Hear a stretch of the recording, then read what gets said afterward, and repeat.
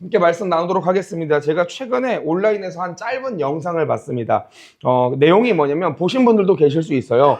쌀떡에 빠진 쥐에 대한 내용입니다. 혹시 보신 분 계신가요? 없나요? 네. 있으면 다행입니다. 쌀떡에 빠진 쥐가 처음에는 막 필사적으로 쌀떡을 벗어나려고 발버둥을 칩니다. 그런데 이제 막 노력하면 노력할수록 쌀이 이제 미끄러지면서 다시 떨어지고 또 떨어지고를 반복하다 보니까 쥐가 이제 벗어나기 위해서 발버둥 치는 것을 멈추고 주위를 둘러보는데 코에 들어오는 막이 쌀 냄새들을 맡다가 자기 밑에 있는 쌀을 쥐가 하나씩 먹기 시작합니다. 자기 배부터 채우고 나서 나가면 된다라는 생각에 계속 쌀을 먹고 자고 또 싸고 다시 일어나서 쌀을 먹고를 반복을 하죠. 그러다가도 이제 가끔씩 먹다가도 빠져나가야 될 이제 둑을 보는데 어느 순간 쌀이 줄어드니까 이제 또 쥐가 살이 찌니까 이제 독이 너무 멀리 느껴지는 거죠. 그래서 막 점프를 해도 불가능에 이제 가깝게 되어버립니다. 근데 쥐는 아직 다행이라고 생각해요. 왜냐면 쌀이 아직 많이 남아있으니까. 안심하고 또 쌀을 먹고 싸고 자고를 반복합니다. 그리고 마지막 남은 한 톨까지 다 먹은 쥐가 독의 입구를 보는데 이제 너무 아득히 멀어진 거예요. 그리고 쌀이 없는 독은 아무리 긁어도 나갈 수가 없잖아요. 그럼 며칠 후에 이제 돌이켜보면은 가장 풍요로웠던 그 자리에서 이 쥐가 아사를 당하고 맙니다. 자, 이때 우리가 볼 것은 쥐를 죽인 게 뭐냐라는 거예요. 이 영상의 논지가. 이 짧은 영상에서는 그거를 뭐라고 얘기하냐면 쥐를 죽인 것은 굶주림이 아니라 편안함이었다라고 정리를 합니다. 제가 그걸 보면서 설교를 또 준비하는 과정에서 와 너무 좋은 인사이트다 그러면서 막 너무 그 영상을 주면서 깨달음이 있다라는 생각을 했는데 그러면서 거기에 달린 댓글을 봤어요. 그랬더니 더 깨달음이 넘칩니다. 거기에 봤던 댓글들이 과반수가 내 인생이 쌀독에 한번 빠져봤으면 좋겠다라는 댓글들이었어요. 오히려 쌀독에 빠진 쥐가 행복한 거 아니냐. 밖으로 나와봐야 고양이한테 잡아먹힌다. 한때 풍요를 즐겼던 쥐가 더 행복한 거 아니냐. 뭐 이런 댓글들이 과반수더라고요. 제가 그걸 보면서 더 많은 생각을 하게 됩니다. 아, 시대가 원하는 게 사실은 이런 거구나. 현대사회는 지금 이게 소망 없음이라는 이 삶의 어디 나가도 소망이 없고 여기서도 소망이 없으니까 잠시 잠깐의 안락함과 안정, 그러니까 쌀독에 한때라도 쌀이 많았던 그 지점이 더 행복하게 여겨지는 시대구나 라는 것에 제가 마음이 깊이 와닿더라고요. 여러분 오늘 예화로 시작했지만 이것을 고스란히 우리들의 신앙과 예수 그리스도를 따르는 우리들의 삶의 길에도 대입할 수 있습니다. 현대사회에서 우리들의 신앙에서 엄청나게 큰 도전과 위협이 되는 것은 사실은 막 강렬한 고난과 핍박과 유혹이 아닙니다. 현대사회에서 세속화의 이 큰 도전, 그러니까 신앙을 무너뜨리는 이 큰 도전이 우리들로 하여금 아무렇지 않도록 사단이 여기게끔 하려고 하나 포장을 하나 하는 게 있는데 그 포장을 단어로 설명한다면 그게 뭐냐면 편안함입니다. 편안함. 그러니까 우리는 편안함과 안정됨을 쫓다가 대부분 하나님의 일, 따라야 될 주님의 걸음, 해야 될 사명을 다 포기하고요. 생존 게임 안에서만 살아가게 된다는 거죠. 그래서 여러분 과거 사회에서는 배교를 누가 했냐면 보통은 신앙이 없는 사람들이 배교했습니다. 배교는요 때로는 긴박한 상황 가운데 배교가 나왔습니다. 순교를 해야 되는 어떤 억압과 고통과 고난의 핍박 앞에서 이걸 이겨낼 용기가 없는 분들이 배교를 했다면 오늘날 대한민국은 여러분들 이러한 사회가 아니에요. 여러분들 예수 믿는다고 여러분들을 죽이는 사회입니까? 예수 믿는다고 여러분들은 막 핍박하고 고난 주는 사회입니까? 아니요. 어떻게 보면 오늘 예수 믿는 분들이 더 예수 안 믿는 분들 핍박하는 것처럼 보여지기도 해요. 예수 믿는다고 우리가 고난과 핍박을 받지 않는데 그런데 심각한 일은 뭐냐면 현대사회도 오늘날 배교가 일어난다는 거예요. 가난한 성도들이 너무 많아집니다. 예수님을 믿다가 떠난 이들이 너무 많이 있습니다. 왜 그럴까를 우리가 본다면 신앙이 언제 이탈됩니까? 이것에 대한 현대사회의 포인트가 있습니다. 본인도 모르게 진행된다는 거예요. 서서히 조용하게 아주 자연스럽게 예배 한 번씩 빠지게 되고 기도 하루씩 멈추게 되고 말씀 읽는 게 한 주 한 주 밀리게 되고 마음에 한 번씩 타협을 하면서 그게 쌓고 쌓이다 보면 돌이켜봤을 때 하나님이 너무 멀리 있는 그런 삶이 된다는 거죠. 그래서 여러분들 오늘 우리들의 신앙을 뒤흔드는 사탄은요 이전에 과거에는 빛의 광명한 천사처럼 온다고 얘기하는데 요즘은 이제 사단이 전략이 바뀌었어요. 빛의 광명한 천사로도 안 와요. 왜냐하면 빛의 광명한 천사는 현대사회에서 부담스러워요. 이런 막 어마어마하게 빛의 막 광명한 천사의 역할로 오잖아요. 그럼 다 부담스러워 한다고요. 제가 어떤 또 짧은 영상을 봤는데 요즘 현대사회는요, 남성이 길을 가다가 이게 뭐 시험을 하려고 어떤 엄청 예쁘고 엄청 막 이 외형적으로 훌륭한 여성이 그 남자에게 가서 번호를 달라고 하는데, 예전 같으면 그런 몰래카메라 앞에서 남성들이 다 번호를 주는데, 요즘은 다 어떻게 하냐면 자기 인지의 객관화가 된 거야. 아, 저 그거 속지 않아요. 저 믿지 않아요. 그러고 그냥 다 가더라고요. 왜냐, 부담스러운 거예요, 부담스러운 거. 그러니까 요즘은 사단이 우리의 일상 가운데 어떻게 들어오냐면, 빛이나 칼로 들어오는 게 아니라, 여러분 사실 사단은요, 오늘 우리들의 일상에서 소파 들고 옵니다. 침대 들고 온다고요. 조금만 더 쉬자라는 말로 오고요. 내 삶이 안정되는 게 우선이다라는 말로 옵니다. 원래 사람이 죄에 넘어지기 전에는요, 언제나 죄에 넘어지기 이전에는 항상 어떠한 기점이 있냐면 편안함이라는 것에 설득을 당하기 시작합니다. 주님을 따라야 되는 사명 앞에서도 마찬가지입니다. 하나님의 일에 대한 막중함을 모르는 분이 누가 있습니까? 사명과 하나님 나라를 을을 위한 인생이 중요하다는 것을 모르는 사람은 존재하지 않습니다. 전도하고 복음 전하고 선교하는 일들이 중요하다는 건 다 알아요. 그런데 왜 못합니까? 이게 어쩌면 내 삶이 편안함을 따르고 싶고 안주됨을 좋아하고 내 삶에 리스크를 지는 것을 싫어하기 때문에 그렇다라는 거죠. 그러니까 일상을 잘 사는 것도 주의 일이다, 뭐 이런 이야기들이 많은데, 일상을 잘 사는 게 주의 일입니까? 신학적으로 많은 이야기들을 할 수 있습니다. 어떠한 의미에서 또 이게 맞습니다. 그러나 여러분, 이 최소한 이 얘기는요, 우리들의 신앙생활에 타협점이 되면 안 되는 얘기입니다. 여러분들, 주의 일을 하지 않을 타협점이 이 얘기가 되면 안 되는 거예요. 하나님의 은혜의 복음을 전하지 않아도 되는 타협점이 이 얘기가 되면 안 됩니다. 신앙생활 뜨겁게 하지 않아도 되는 타협점이 이게 되면 안 되는 거예요. 여러분들, 성경이 이것을 분명하게 강조합니다. 히브리서 2장 1절에 보면 성경이 이야기합니다. 함께 읽습니다. 우리 히브리서 2장 1절 다 같이 읽습니다. 시작. 그러므로 우리는 들은 것에 더욱 유념함으로 우리가 흘러 떠내려가지 않도록 함이 마땅하니라. 아멘. 다시 한번 읽습니다. 시작. 그러므로 우리는 들은 것에 더욱 유념함으로 우리가 흘러 떠내려가지 않도록 함이 마땅합니다. 자, 보십시오. 여러분들, 우리들의 인생에서 반드시 구비해야 될 신앙의 태도가 있다면 히브리서 2장 1절 말씀은 그것을 크게 두 축으로 얘기합니다. 첫 번째는 뭐냐면 들은 것에 유념하라라는 거예요. 이건 붙잡으라는 것입니다. 꽉 붙잡고 수시로 이것을 기억하면서 놓지 말라는 겁니다. 두 번째는 뭐냐면 흘러 떠내려가지 않도록 하라. 경고인 거죠, 경고. 이게 무슨 얘기입니까? 이미 성경은 우리들의 신앙을 얘기할 때 한 가지 전제를 깔고 있는데, 그게 뭐냐면 너희들이 붙잡지 않으면 자동적으로 다 흘러간다라는 거예요. 이걸 전제로 깔고 있습니다. 왜? 현대사회는요, 우리들의 마음을 무너뜨리는 여러 가지 공격들이 있습니다. 대표적으로 두려움이 있고요. 그리고 지난주는 염려를 함께 나눴습니다. 여러분, 그런데 이 두려움과 염려보다 사실상 현대사회에 가장 크게 대중적인 것이 하나가 있습니다.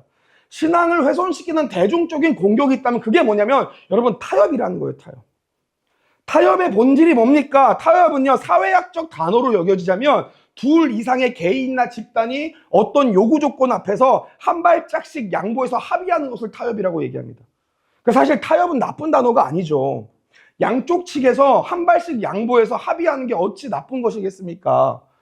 오늘 전쟁이 많은 사회에서 전쟁은 대부분이 타협점을 잡으면 합의가 돼서 종식이 됩니다. 사회에서 많은 것들이 타협점을 잡으면 합의가 이루어지면 서로가 편안함을 누립니다. 그런데 우리가 신앙에서 주의해야 될 게 있다는 거죠. 타협은 타협을 할 게 있고 타협해서는 안 되는 것들이 있다는 겁니다. 하나님은요, 성도들의 타협의 대상이 아니라 복종과 순종의 대상이라는 거예요.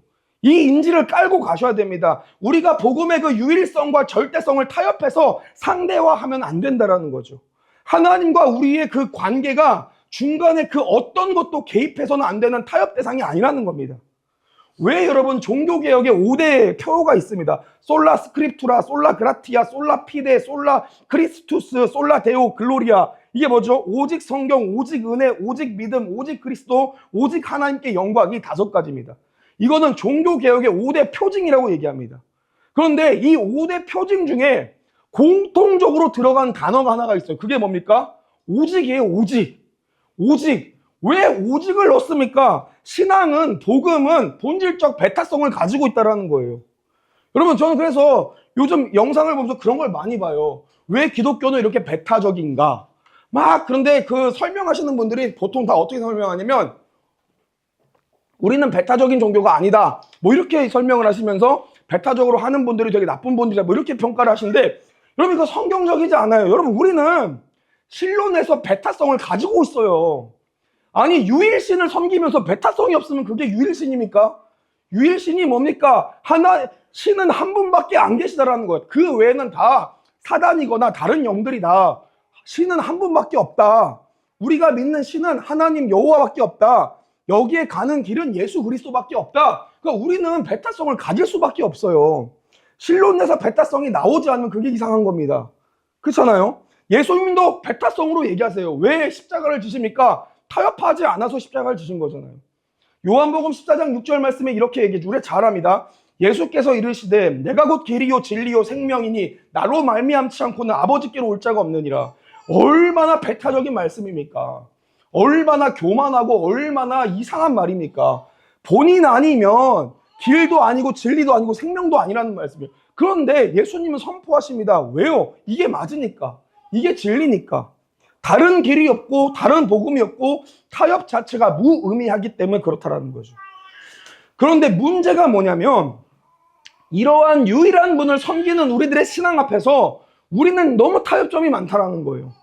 왜 우리가 타협을 하게 됩니까를 깊이 본다면 그거는 앞서 말한 것처럼 삶이 하나님보다 편안함을 따르게 되면 우리는 스스로 타협점을 찾게 된다는 거죠.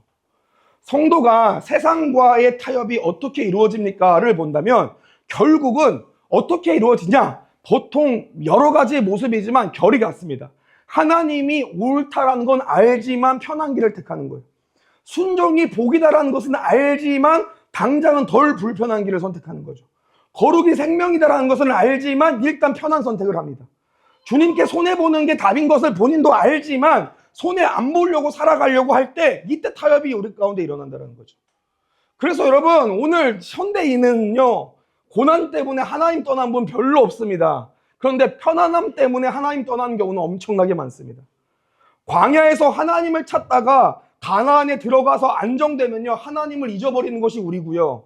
배고플 때는 기도하다가 배부르면 기도하지 않고 자는 게 우리들이고요. 절박할 때는 예배가 간절한데 삶이 좀 풀리면 예배가 느슨해지는 것이 우리들의 속성이죠. 이게 이제 인간의 비극입니다. 고난은 하나님을 붙들게 하지만 편안함은 하나님으로부터 우리를 멀어지게 하는 거예요. 그런데 주님은 고난을 주시면 우리는 또 주님께 불평하는 겁니다. 이게 인간과 하나님 관계의 비극인 거죠. 여러분, 그래서 우리들의 마음의 속성 가운데 성경이 늘 제시하시는 말씀이 있습니다. 로마서 12장 2절 말씀인데 다 같이 한번 읽어보겠습니다. 자, 함께 읽습니다. 시작. 너희는 이 세대를 본받지 말고 오직 마음을 새롭게 함으로 변화를 받아 하나님의 선하시고 기뻐하시고 온전하신 뜻이 무엇인지 분별하도록 하라. 아멘. 여러분, 마음을 새롭게 하라라고 얘기해요. 마음을 새롭게 하라. 굳은 마음을 기경하라. 마음을 새롭게 하라. 세대의 가치관, 안정, 안락, 자기보존, 편안함, 편리한 거짓 택하지 말고 복음에 인생 걸고 다시 뜨겁게 주님 붙들고 불편한 진리 붙잡고 불편한 예배 자리 나오고 불편하고 힘든 기도 생활 다시 시작하고 마음을 새롭게 하라는 거예요. 하나님이 무엇을 기뻐하실까? 너의 편함을 기뻐하시냐? 불편함을 기뻐하시냐? 하나님께서 무엇을 기뻐하실까를 선택하라는 거예요. 이게 우리 권면하는 겁니다. 여러분, 신앙은요 반드시 불편한 게 신앙입니다. 왜 우리 교회는 이렇게 불편합니까? 우리 신앙생활이 불편합니까? 여러분, 신앙생활은 우리 교회뿐만이 아니라 모든 신앙생활이 불편해요. 신앙의 공식이 하나가 있습니다. 제가 언젠가 얘기했죠. 우리가 감소한 불편함만큼 은혜가 되는 것이 신앙의 공식입니다. 제가 그 해외 집회나 이런 코스타 같은 데 가면은 거기는 국내 집회에서 하는 것보다 너무나도 큰 뜨거운 은혜가 있어요. 이미 가면은 저는 이제 목회자이기 때문에 이게 있어요. 반응이 있어요. 반응이. 설교를 전하면 어느 곳은 설교를 전한 제가 70% 써야 되고 30%만 오는 곳이 있고 어느 곳은 제가 90%를 써야 10% 오는 곳이 있어요. 보통 이제 이런 양떼 예배다 저희 독거 청년 예배는 제가 한 95%를 써야 5% 반응이 오거든요. 근데 보통 이제 다른 교회들 가면은 제가 50% 정도 쓰면 50% 반응이 와요. 근데 코스타나 이런 데를 가잖아요. 제가 10%만 써도 90%가 돼요. 그러니까 막 뒤집어지고 난리가 나고 하나님이 하신 역사들이 막 계속 일어나는 거예요. 나는 내가 했던 설교보다 더 덜한 설교, 못한 설교, 그러니까 내가 별로 그렇게 내가 열심히 잘 하지 않은 것 같은 생각이 드는데 막 하나님이 주시는 은혜가 막 넘치는 거예요. 그러니까 저는 이게 이해가 안 되고 왜 그런 데는 이렇게 역사가 일어나는데 왜 한국에서는 역사가 일어나지 않을까 막 고민을 하다가 본 것이 하나가 뭐가 있냐면 불편함인 거예요. 애들이 벌써 어디에 은혜를 받냐면 강사 목사님이 자기 돈 내고 비행기 끊어서 멀리 한국에서부터 남아공까지 왔다라는 것에 일단 은혜 받고 시작하는 거예요. 와, 이 정도면 찐이다. 이분들 뭐 돈 받으러 온 거 아니고 우리 때문에 이 티켓, 비싼 티켓을 끊고 여기까지 와서 뭐 본인 스스로 이걸 했다라는 것 자체에 은혜 받기 시작하는 거예요. 강사들의 불편함을 보고 은혜를 받습니다. 오는 애들이 한국처럼 교통이 좋지 못하니까 다른 주에서 주로 비행기 타고 와요. 교회들 별로. 본인들이 그 불편함을 다 감수하고 탄 자리에 모인 거예요. 주님 때문에 불편함을 감수한 사람들끼리 모이니까 뭐 안 해도 뭐 그냥 짱 하고 뭐 피아노만 쳤는데 애들이 막 난리가 나요. 뭐 그냥 뭐 특별히 인도도 안 해. 기도합시다도 안 하고 그냥 뭔가 은혜 뭐 음악만 흐르면 자기들끼리 모여서 기도합니다. 왜 그럴까요, 여러분들? 그 자리가 특별한 게 아니라 그 마음이 불편함을 감수했기 때문에 그렇다는 거예요. 여러분, 되게 중요한 이슈입니다. 반대로 우리들의 마음을 무너뜨리는 것은 여러분들 막 신앙에 오는 폭풍이나 태풍 아닙니다. 편안함을 선택하고자 하는 그 작은 마음 하나가, 손해 안 보려고 하는 그 작은 마음 하나가 성경은 그걸 작은 여우라고 표현하는데 그 작은 여우가 우리들의 마음에 들어와서 하나님이 맺으신 그 충만한 열매들을 다 망가뜨린다는 거예요. 성경이 요거를 정확하게 강조합니다. 아가서 2장 15절 말씀인데 우리 다 같이 한번 읽어보겠습니다. 함께 읽습니다. 시작. 우리를 위하여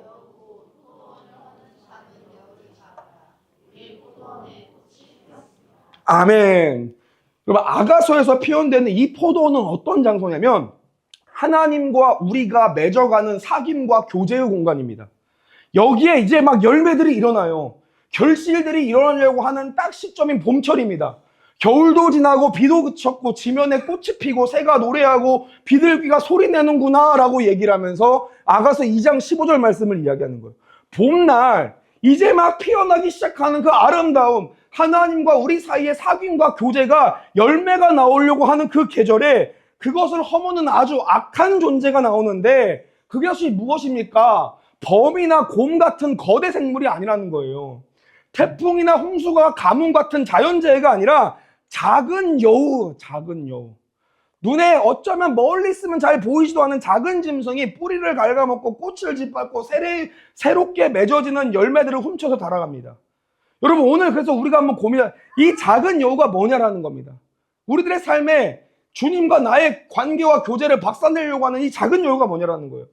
예배보다 중요한 일정 생기는 거, 신앙 앞에서 눕고 싶은 거, 진리를 말해야 될 자리에서 관계의 평화를 더 우선시 여기는 거, 하나님의 사명의 걸음 앞에서 순종해야 될 걸 본인이 알면서도 손해가 두려워서 다른 거 선택하는 거, 거룩이 아니라 안정을 먼저 삼는 거, 죄를 끊는 게 아니라 그냥 단순히 관리만 하는 거, 뭐 이런, 이 정도는 괜찮겠지. 이 반복적인 합리화 속에서 우리들과 하나님 사이의 열매들이 계속 허물어지고 있고 그 작은 여우는 하나님과 나의 사귐의 공간을 막 망치게 하고 있다는 것을 기억하셔야 됩니다. 그래서 오늘 우리가 한번 생각해 봐야 됩니다. 하나님보다 편안함을 따르려고 타협점을 찾는 우리들의 일상에서 우리가 어떻게 살아야 됩니까? 말씀은 우리를 어떻게 권면합니까? 오늘 본문 14절 말씀이 우리를 명확하게 권면합니다. 오늘 본문 14절 말씀 함께 읽도록 하겠습니다. 본문 14절 다 같이 읽습니다. 시작. 우리가 시작할 때 확신한 것을 끝까지 견고히 잡고 있으면 그리스도와 함께 참여한 자가 되리라. 아멘. 오늘 말씀은 우리에게 권면합니다. 너희가 처음 시작할 때 주셨던 그 마음, 그 복음이 주는 그 확신, 주님께서 우리에게 주시겠다고 처음에 약속받은 그 약속, 우리가 주님 앞에 결단했던 그 첫 믿음, 그것을 끝까지 견고히 잡고 있으라고 얘기합니다. 편안함이, 안정됨이, 손해보지 않고 피하려는 마음이, 그런 상황에 묻어가려는 마음이 내 신앙을 쥐고 이 정도면 됐다고 속삭이는 그 순간에 우리가 기억할 것은 무엇이냐면 처음 예수님 앞에 무릎 꿇었던 그 자리를 붙들고 있으라는 거예요. 주님 앞에 처음 부르심을 받고 결단했고 주님께 내 인생을 드립니다 고백했던 그 마음을 다시 붙잡아야 한다고 얘기해요. 하나님께서 주시는 열매는 여기서 나타나는 겁니다. 그래서 성경을 보면 편안함을 벗어서 심지어는 목숨이 위험함에도 타협하지 않고 하나님을 선택했던 인물들이 굉장히 많이 나옵니다. 이거는 우리가 살아가야 될 인생이고 어쩌면 우리가 본받아야 되는 신앙의 훌륭한 정수라는 거예요. 특별히 그러한 많은 인물들 속에서 오늘 하나님보다 편안함을 따르고자 하는 우리들의 삶에 깊은 도전을 주는 인물들이 있습니다. 우리가 성경을 함께 좀 나누겠습니다. 다니엘서 3장 16절에서 18절 말씀입니다. 우리 다 같이 한번 큰 소리로 읽도록 하겠습니다. 시작. 사드락과 메삭과 아벳느고가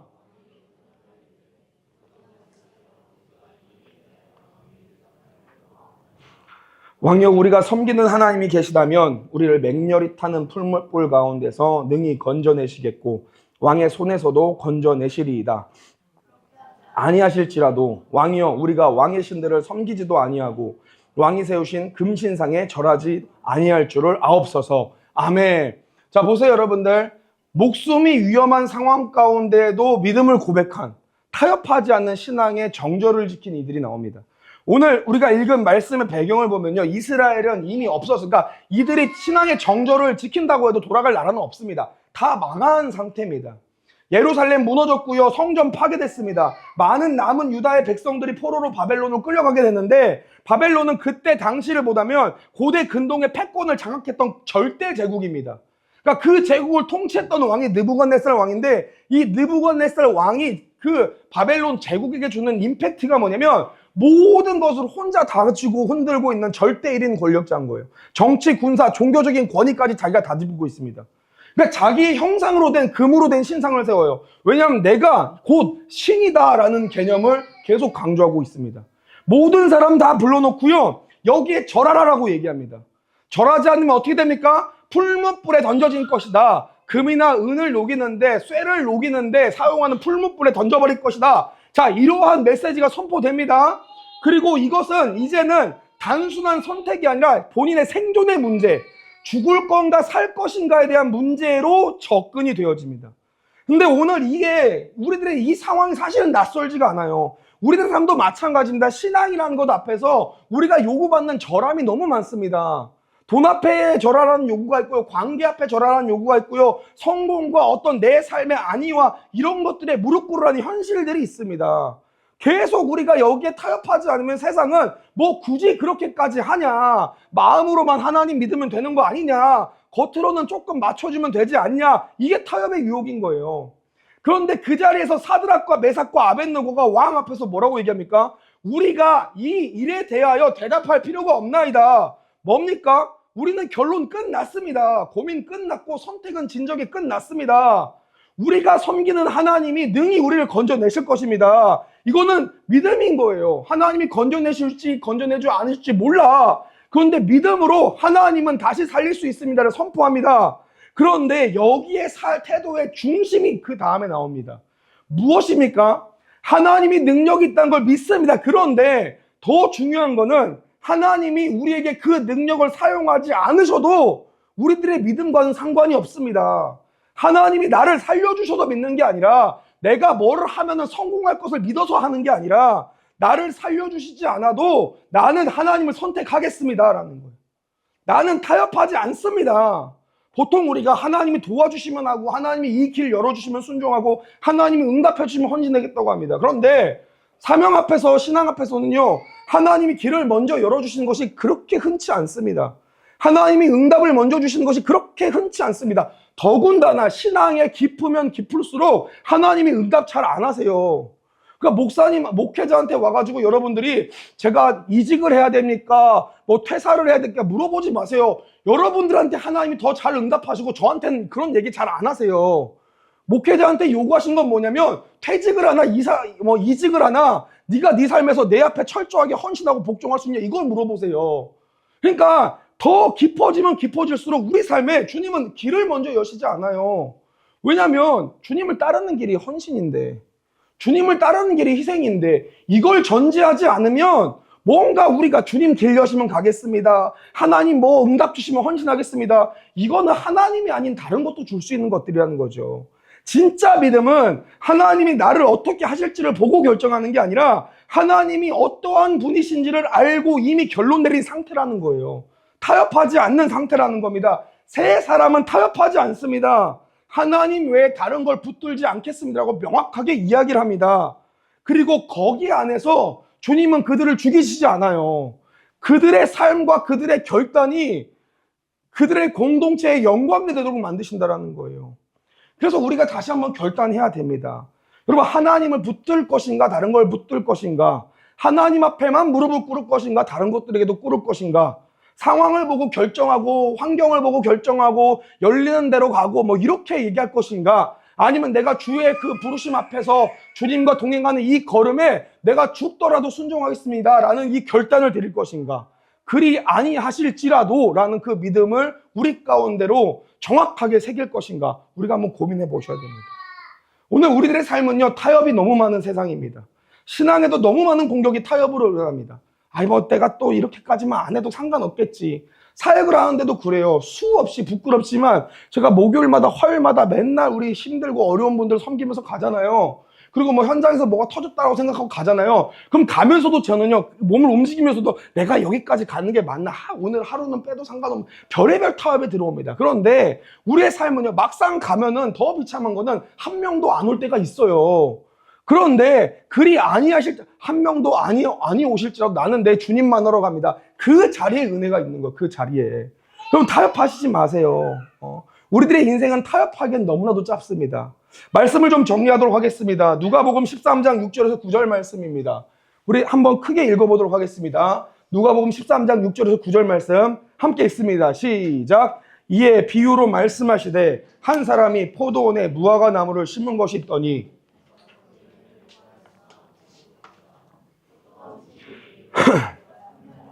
이 무화과 나무에서 열매를 구하되 얻지 못하니 찍어버리리라. 어찌 땅만 버리게 하느냐? 대답하여 이르되 주인이여 금년에도 그대로 두소서. 내가 두릅하고 거름을 줄이니 이후에 만일 열매가 열면 좋거니와 그렇지 않으면 찍어버리소서 하였다 하시니라. 아멘. 여러분, 오늘 말씀을 보면요, 참 재밌는, 포도나무에 무화과가 심겨져 있어요. 그러니까 이게 뭐냐면 원래 우리는 구원받지 못할 사람이라는 거예요. 거기에 있어서는 안 되는 사람인 거예요. 근데 무화과 나무로 우리가 서 있습니다. 포도는 맺지 못하지만 무화과라는 결실을 드릴 수 있습니다. 그런데 우리가 우리들의 삶에 열매를 맺지 못하는 거예요, 계속. 그러니까 주님이 우리 가운데 오셔서 심판을 받아야 될 우리의 삶에 주님이 오셔서 계속 기다려달라고 얘기하십니다. 저는 이게 아가서의 말씀의 연장선처럼 느껴지는 거예요. 오늘 그러면 열매를 맺어야 되는 우리가 어떻게 살아가고 있냐라는 거예요. 하나님과의 사귐과 교제 안에서 일어나는 선한 열매들이 일어나야 되는데 자꾸 내 안에는 작은 여우들이 막 괄실들과 열매들 다 결실들을 훔쳐가니까 포도원지기는 와서 열매가 없다고 얘기를 하고요. 이게 오늘 우리들의 인생의 패턴이 아니라는 거죠. 여러분, 시간이 없습니다. 우리가 이 세대 가운데 이제 우리들의 인생을 다 살고 나면 주님 나라 가면은 반드시 주님은 우리가 살아간 시간을 찾으십니다. 우리들이 살아왔던 행함을 찾으십니다. 우리에게 주어진 것들을 다시 찾으실 때가 반드시 옵니다. 그런데 짧은 인생에 우리들의 삶에 안주하고 넉넉히 있기에는요, 하나님으로부터 온 것들이 너무 아까워요. 오늘 하나님께서 우리 가운데 주셨던 일상과 삶과 마음과 재정과 건강과 육신과 모든 것들이 너무 아까운 거예요, 여러분들. 오늘 우리들의 삶에 어떠한 타협점이 일어나고 있습니까? 신앙이 진짜 옛날 내가 주님을 만났을 때 그 엎드리고 붙잡았던 것을 끝까지 잡고 가십니까? 아니면 여전히 들어오는 여러 가지의 일상에서의 오는 도전들 때문에 하나씩 내 편안함을 선택하고자 타협하고 계십니까? 고민하시길 소망합니다. 타협의 끝은 사망이고요, 타협하지 않음의 끝은 죽음 같으나 거기에 생명이 있다는 것을 우리가 깊이 아셔야 됩니다. 오늘 이 시간 우리가 말씀을 붙들고 함께 결단했으면 좋겠습니다. 여러분 함께 기도할 때